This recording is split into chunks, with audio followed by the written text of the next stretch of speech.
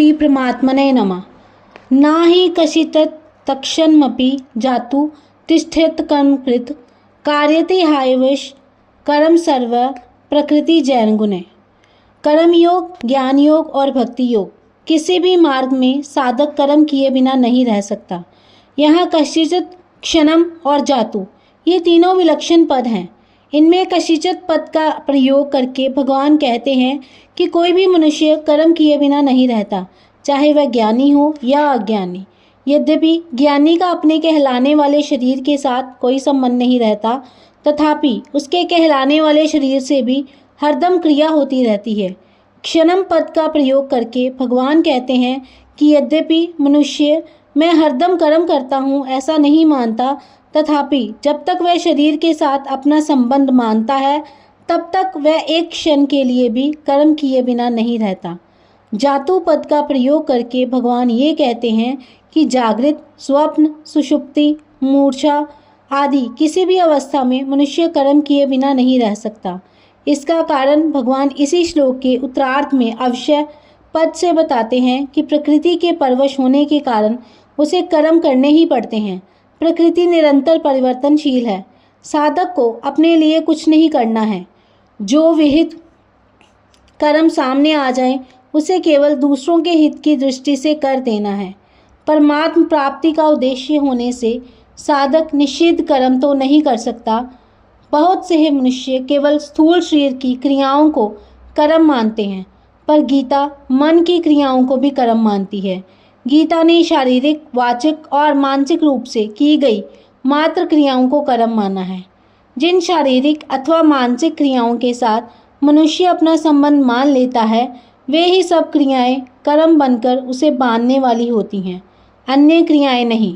मनुष्यों की ऐसी धारणा बनी हुई है जिसके अनुसार वे बच्चों का पालन पोषण तथा आजीविका, व्यापार, नौकरी, अध्यापन आदि को ही कर्म मानते हैं और इनके अतिरिक्त खाना पीना, सोना, बैठना, चिंतन करना आदि को कर्म नहीं मानते। इसी कारण कई मनुष्य व्यापार आदि कर्मों को छोड़कर ऐसा मान लेते हैं कि मैं कर्म नहीं कर रहा हूँ, परंतु ये उनकी भारी भूल है। शरीर निर्वाह संबंधी स्थूल शरीर की क्रियाएं, नींद, चिंतन आदि सूक्ष्म शरीर की क्रियाएं और समाधि आदि कारण शरीर की क्रियाएं, ये सब कर्म ही हैं।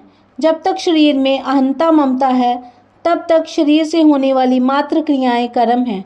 कारण कि शरीर प्रकृति का कार्य है और प्रकृति कभी अक्रिय नहीं होती। अतः शरीर में अहंता ममता रहते हुए कोई भी मनुष्य किसी भी अवस्था में क्षण मात्र भी कर्म किए बिना नहीं रह सकता, चाहे वह अवस्था प्रवृत्ति की हो या निवृत्ति की। प्रकृति जन्य गुण परवश हुए प्राणियों से कर्म कराते हैं। परवश होने पर प्रकृति के गुणों द्वारा कर्म कराए जाते हैं, क्योंकि प्रकृति एवं उसके गुण निरंतर क्रियाशील होते हैं।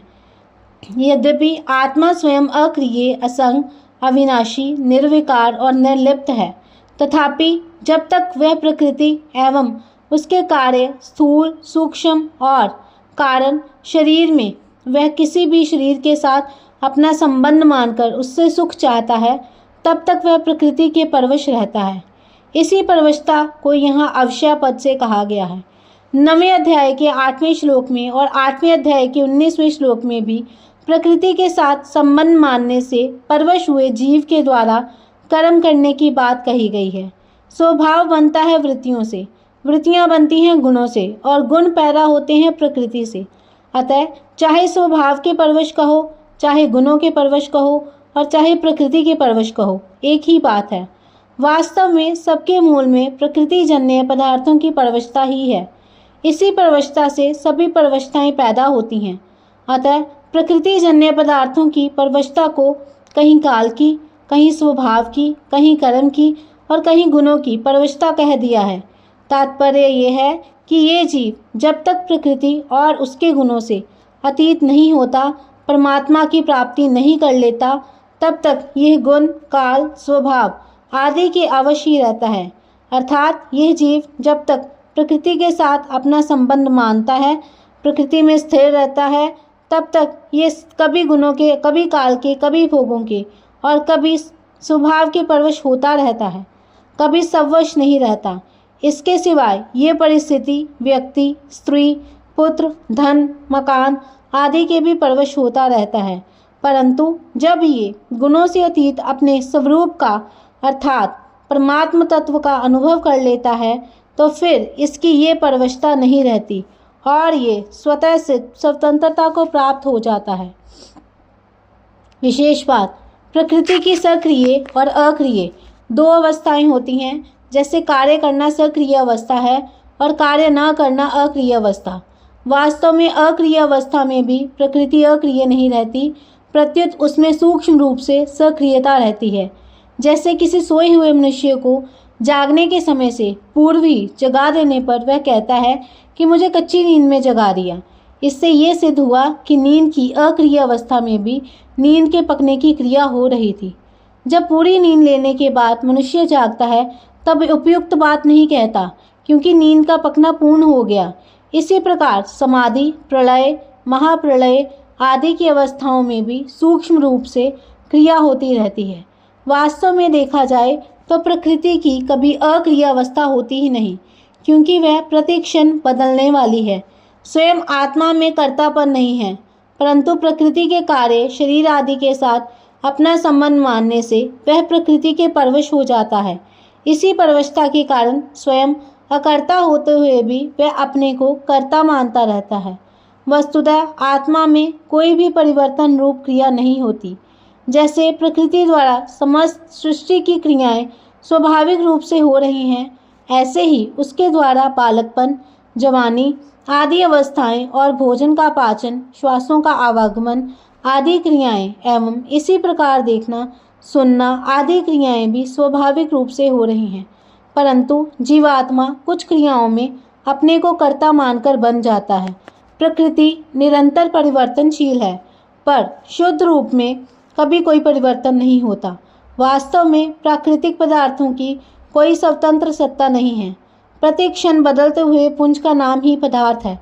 पदार्थों के साथ अपना संबंध मानने से कोई भी मनुष्य किसी भी अवस्था में क्षण मात्र भी कर्म किए बिना नहीं रह सकता।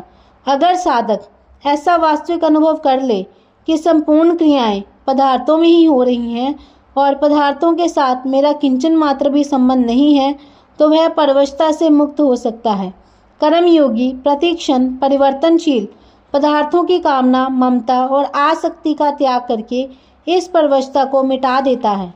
भगवान ने इस श्लोक में जो बात कही वही बात उन्होंने 18वें अध्याय के 11वें श्लोक में भी कही है कि प्रकृति से अपना संबंध मानते हुए कोई भी मनुष्य कर्मों का संपूर्णता से त्याग नहीं कर सकता, ना ही देहभृता शक्यम युक्तम कर्माने शेषता। परिशिष्ट भाव, क्रिया मात्र केवल प्रकृति में ही होती है, परंतु प्रकृति के साथ अपना तादात्म्य स्वीकार करने से मनुष्य प्रकृति जन्य गुणों के अधीन हो जाता है। अवश्य तथा उसका क्रिया के साथ संबंध हो जाता है। इसलिए प्रकृति के साथ अपना संबंध मानने वाला कोई भी मनुष्य जागृत, स्वप्न, सुषुप्ति, मूर्छा, समाधि तथा सर्ग, महासर्ग, प्रलय, महाप्रलय आदि किसी भी अवस्था में क्षण मात्र भी कर्म किए बिना नहीं रह सकता। सुषुप्ति, मूर्छा तथा समाधि अवस्था में क्रिया कैसे होती है? मनुष्य सोता हो और कोई उसके बीच में ही जगा दे तो वह कहता है मेरे को कच्ची नींद में जगा दिया। इससे सिद्ध होता है कि सुषुप्ति के समय भी नींद के पकने की क्रिया हो रही थी। ऐसे ही मूर्छा और समाधि के समय भी क्रिया होती है। पतंजल योग दर्शन में इस क्रिया को परिणाम नाम से कहा है। परिणाम का अर्थ है परिवर्तन की धारा, अर्थात बदलने का प्रवाह। तात्पर्य है कि समाधि के आरंभ से लेकर व्युत्थान होने तक क्रिया होती रहती है। अगर क्रिया ना हो तो व्युत्थान हो ही नहीं सकता। समाधि के समय परिणाम होता है और समाधि के अंत में व्युत्थान होता है। प्रकृति की संपूर्ण अवस्थाओं से अतीत है सहजावस्था अथवा सहज समाधि। सहजावस्था स्वरूप की होती है जिसमें किंचन मात्र भी कोई क्रिया नहीं होती, क्रिया होना संभव ही नहीं है। अतः सहजावस्था में परिणाम और व्युत्थान कभी होता ही नहीं, कारण कि क्रियाएं प्रकृति विभाग में ही हैं, स्वरूप विभाग में नहीं। कर्म करने में तो हम परतंत्र हैं, पर उनमें राग द्वेष करने में अथवा ना करने में हम स्वतंत्र हैं। जय श्री कृष्ण।